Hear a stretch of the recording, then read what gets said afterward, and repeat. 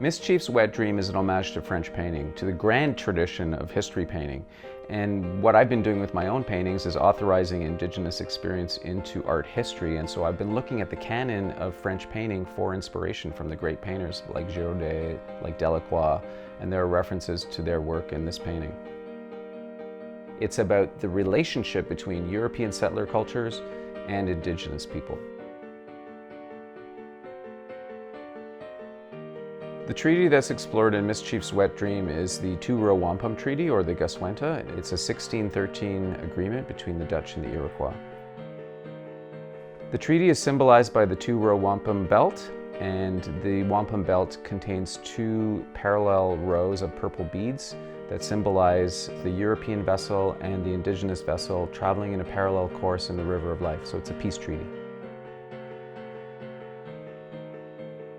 Well, the first stage of a project like this is research and conceptualizing the ideas that I want to express. And then the first visual stage of this is a pencil sketch. So that's where all of the ideas kind of come together on paper. And then the next step after that is I do a small acrylic study where I start to flesh out all the compositional details, determine all the characters, color, start thinking about what the background is saying, and all the different elements come together in the study. After the small acrylic painting study, I moved to an intermediate study, and that's where I continue to explore further compositional variations. I mean, with a painting like this with so many characters, there are many, many choices and possibilities, so I like to explore different options as I move through the different studies. So on the left side of the painting, we see a raft. It's based on Géricault's Raft of Medusa. It represents the European settler cultures, arriving in North America as a shipwreck. So there are a number of different characters from European mythology and real political or historical characters that are on that boat.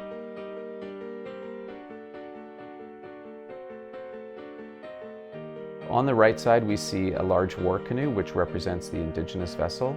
And inside that boat, there's a variety of characters from Indigenous cultures, both mythological and historical.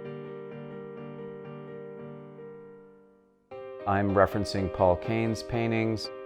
Sleeping Endymion by Girodet. It's a beautiful painting which references dreaming and sleeping. And there's an erotic component to that painting that I was interested in.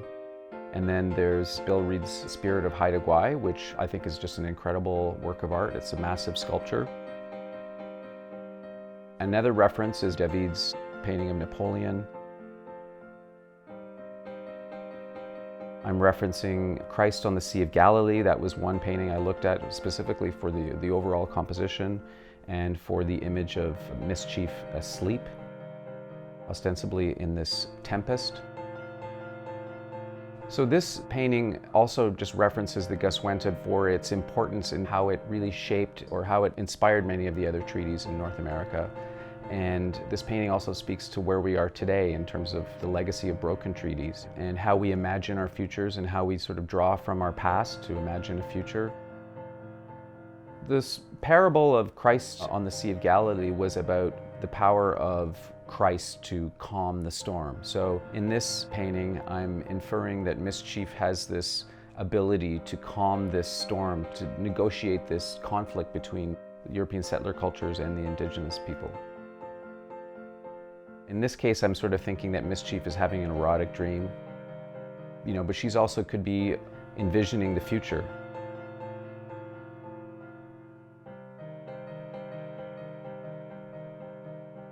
It's really up to the viewer to kind of interpret what she might be dreaming about.